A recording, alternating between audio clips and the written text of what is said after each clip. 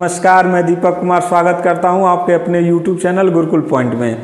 दोस्तों, संविधान का वीडियो लगातार 10-15 दिन से चल रहा है। हम कुल लगभग 4 पार्ट पढ़ चुके हैं मूल अधिकार के, जिसमें समता या समानता का अधिकार, स्वतंत्रता का अधिकार, शोषण के विरुद्ध अधिकार, धार्मिक स्वतंत्रता और 5वां आज पार्ट हम लोग पढ़ने वाले हैं शिक्षा एवं संस्कृति का अधिकार।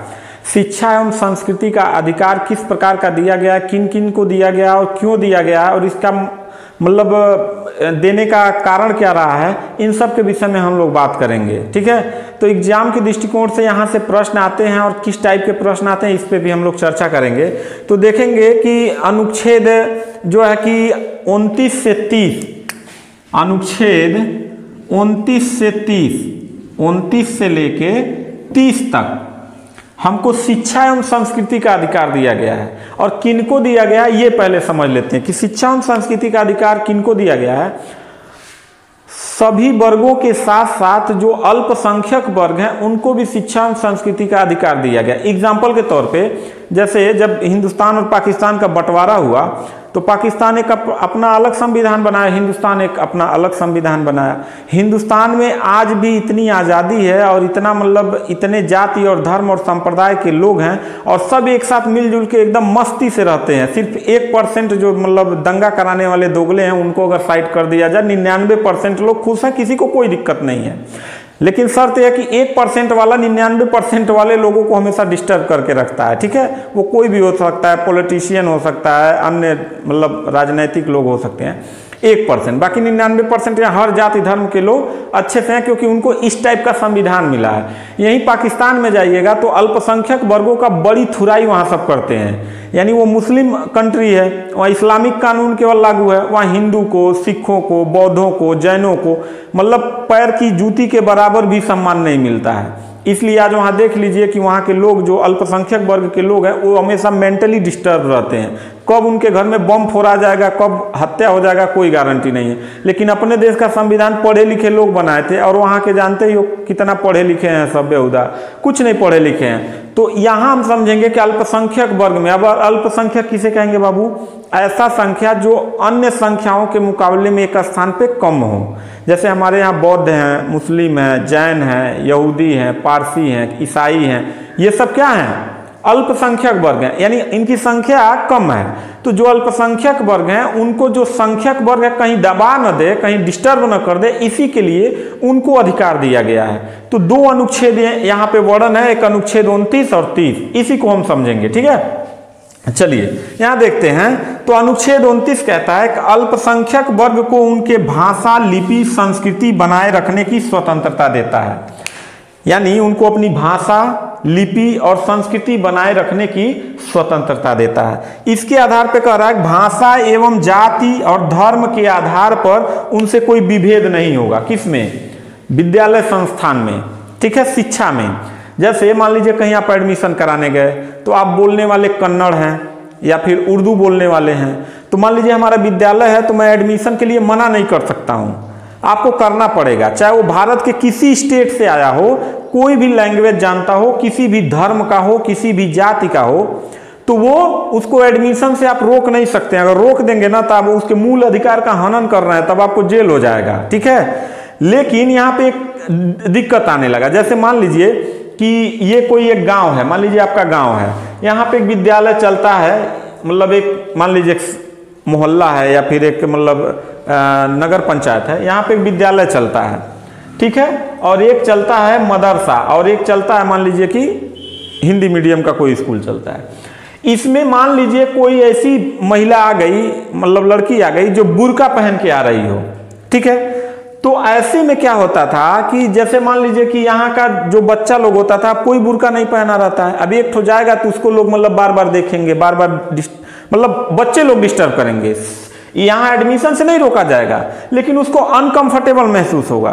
अनकंफर्टेबल मतलब थोड़ा सा उसको लगेगा अरे मतलब ऐसे बुर्का पहनना उनके मतलब इस्लाम में है कि वो अपनी मतलब पहन सकते हैं, तो उसको अजीब लगेगा। इसलिए इसके लिए एक उसके भाषा और धर्म के आधार पे वो एक अपनी संस्था में एडमिशन ले सकता है, जैसे मदरसा में जाके पढ़ सकता है। ठीक है, अब ऐसा नहीं है मदरसा में सिर्फ उसी जाति या धर्म के लोग पढ़ेंगे, किस मदरसा में भी हिंदू धर्म का कोई है तो उर्दू जाके पढ़ सकता है। बात समझ रहे हैं? मान लीजिए संस्कृत विद्यालय है तो वहां पे कोई मुस्लिम जाके संस्कृत सीख सकता है, कोई नहीं रोक सकता है।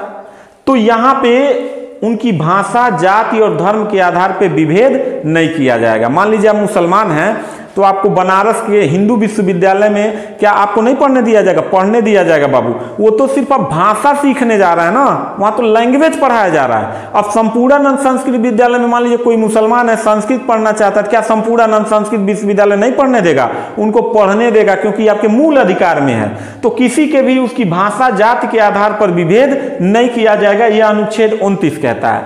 अनुच्छेद 30 को 2 भागों में बांटा गया है। 30 को 2 भागों में इसलिए बांटा गया है कि इसका भाग 1 है, भाग 2 है। भाग 1 कहता है कि अल्पसंख्यक वर्ग अपनी रुचि के अनुसार अपना शिक्षण संस्थान खोल सकता है, अपनी रुचि के अनुसार शिक्षण संस्थान खोल सकता है। जैसे मान लीजिए यहाँ अनकंफर्टेबल महसूस हो रहा था तो भाई यहाँ पे कोई अल्पसंख्यक वर्ग अपनी रुचि के अनुसार शिक्षण संस्थान खोल दे, जैसे मदरसा खोल दे, बौद्धों को पढ़ाने के लिए खोल दे, ईसाइयों का खोल दे, हैं बहुत सारे ऐसे, मतलब ईसाई के स्कूल चलते हैं। अभी आप देखेंगे तो सेंट जेवेरियस, तो सेंट जोसेफ, तो पता नहीं क्या क्या, ठीक। नागालैंड में चले जाइए, मिजोरम में चले जाइए, तो वहां पे इस टाइप के बहुत सारे विद्यालय चलते हैं। तो ऐसा नहीं है कि वहां पे अन्य जाति और धर्म के लोग नहीं पढ़ सकते, पढ़ सकते हैं। लेकिन यहाँ आपको अनकंफर्टेबल हो रहा है तो यहाँ पे उनकी संख्या अधिक पढ़ेगी, तो वहां पे आप कंफर्टेबल महसूस करेंगे। इसीलिए इनको अनुच्छेद 30(1) में यह अधिकार दिया गया है कि आप अपनी रुचि के अनुसार अपना शिक्षण संस्थान खोल सकते हैं, ठीक। कौन लोग? अल्पसंख्यक वर्ग के लोग। और अनुच्छेद 30(2) कहता है कि राज्य सरकार, जैसे अदर विद्यालय को, जैसे मान लीजिए कि काशी हिंदू विश्वविद्यालय को गवर्नमेंट जो है कि सेंट्रल यूनिवर्सिटी है तो उसको गवर्नमेंट पैसा देती है। अब उसी में आप अलीगढ़ मुस्लिम विश्वविद्यालय है तो क्या उसको पैसा नहीं देगी? देगी। तो यहाँ कहा गया बाद में राज्य सरकार कहीं भेदभाव न करने लगे कि मतलब ये अल्पसंख्यक वर्ग का है तो इसको मतलब अनुदान नहीं देंगे। तो अनुच्छेद 30(2) कहता है, संविधान बनाने वाले बड़ी होशियार थे सब, हैं होशियार नहीं रहते ना, इस देश का नेता लोग इस देश को कब के बेच चुका होता, जमीन उमीन सब बेच दिया होता। ये आपका संविधान है जो उनको एकदम जकड़ के रखा है, कितना भी छटपटाएंगे बेचने के लिए बेच नहीं पाएंगे। तो अनुच्छेद 30(2) कहता है कि राज्य सरकार जब भी किसी भी अल्पसंख्यक वर्ग का हो विद्यालय या संस्था तो अनुदान देते समय उसमें भेदभाव नहीं करेगा। मान लीजिए एक मुस्लिम का है तो उसको अलग अनुदान दे, बौद्ध का अलग दे, ईसाई का अलग दे, वो किसी से भी भेदभाव नहीं कर सकता है। अब जितना आपको देना पड़ेगा काशी हिंदू विश्वविद्यालय में उतना ही देना पड़ेगा आपको किस में? अलीगढ़ मुस्लिम विश्वविद्यालय में। अब यहाँ पे समझिए अलीगढ़ मुस्लिम विश्वविद्यालय को समझ लीजिए कि अलीगढ़ मुस्लिम विश्वविद्यालय का नाम सुनते ही आपके दिमाग में एक बात ये आता होगा कि अलीगढ़ मुस्लिम विश्वविद्यालय में सिर्फ मुसलमान पढ़ते हैं। ऐसा नहीं है बाबू, वहाँ मुसलमानों की पढ़ने वालों की संख्या अधिक है, क्योंकि उनको यहाँ पे पढ़ने में अनकंफर्टेबल महसूस हो रहा था, ठीक है, क्योंकि इनकी यहाँ संख्या कम थी। तो हर लोग चाहते हैं कि अपनी संख्या में पढ़े, यानी हमारी भाषा को ज्यादातर लोग पढ़ने वाले हों। अब मान लीजिए ये बेचारा यहाँ पढ़ेगा, यहाँ पर पढ़ना चाहता है उर्दू, तो ये कहाँ पढ़ पाएगा? उर्दू नहीं पढ़ पाएगा ना। तो एडमिशन से तो रोका नहीं जा सकता है, हो जाएगा, लेकिन वो बेचारा उसकी मतलब विकास नहीं हो पाएगा। तो ऐसे में वो अलीगढ़ मुस्लिम विश्वविद्यालय जाता है। लेकिन ऐसा नहीं है कि वहाँ हिंदू नहीं पढ़ सकता, वहाँ भी हिंदू सब पढ़ते हैं, वहाँ बीटेक इंजीनियर पता नहीं कौन कौन सा कोर्स होता है, जाके पढ़ सकते हैं। ऐसे ही संपूर्णानंद संस्कृत विश्वविद्यालय चले जाइए तो ऐसा नहीं है कि वहाँ केवल संस्कृत विश्वविद्यालय का नाम आ गया सिर्फ हिंदू ही पढ़ेंगे, ऐसा नहीं है। वहाँ पे मुसलमान भी अगर पढ़ना चाहता है, क्योंकि वो एक लैंग्वेज सीखने जा रहा है भाई, वो भाषा एक सीख रहा है। जैसे आप सीख रहे हैं अंग्रेजी सीख रहे हैं तो क्या अंग्रेज हो जाएंगे? आप हिंदी सीख रहे हैं तो हिंदू हो जाएंगे? ऐसा नहीं है, आप लैंग्वेज सीखने जा रहे हैं, तो आपको कहीं भी कोई रोक टोक नहीं कर सकता है। तो आप देखें ना कि भारत का संविधान कितने अच्छे से बनाया गया, कितना अच्छा से सहेजा गया है कि आपको कहीं भी आपके किसी भी अधिकार का हनन नहीं हो पाता है, ठीक है। अभी मैं पाकिस्तान का दिया हूं उदाहरण ना, पाकिस्तान में अल्पसंख्यक वर्गों की बड़ी दुर्दशा होती है, ठीक। तो ये छोटा सा वीडियो था, सिर्फ 2 अनुच्छेद थे ये, मतलब इसीलिए मैं बता दिया हूं। अब अगला हम लोग पढ़ेंगे, लास्ट अनुच्छेद जो पढ़ेंगे, संवैधानिक उपचारों का अधिकार। क्योंकि उसके बीच में एक और आता है छठे नंबर पर, जो छठा नंबर पर था संपत्ति का अधिकार, उसको संपत्ति का अधिकार समाप्त कर दिया गया है और अब उसे कानूनी अधिकार दे दिया गया। तो मूल अधिकार में उसका जिक्र नहीं है, वो मैं पहले पार्ट में पढ़ा चुका हूं कि कौन से मूल अधिकार को समाप्त कर दिया गया।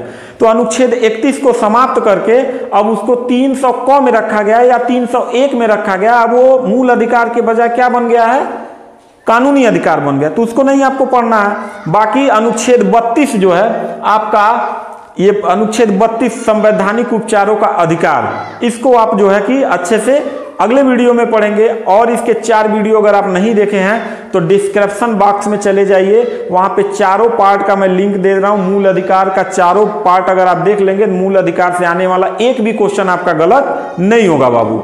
तो मिलते हैं नेक्स्ट वीडियो में। ये वीडियो आपको कैसा लगा कमेंट करके जरूर बताइएगा। और अभी तक आपने गुरुकुल पॉइंट चैनल को सब्सक्राइब नहीं किया है तो प्लीज सब्सक्राइब कर लीजिए और कंपटीशन की तैयारी करने वाले बच्चों के पास ये वीडियो जरूर भेजिए। बहुत आपको हेल्पफुल होगा ये वीडियो आपके एग्जाम की दृष्टिकोण से। तो मिलते हैं नेक्स्ट वीडियो में, तब तक के लिए थैंक यू, धन्यवाद।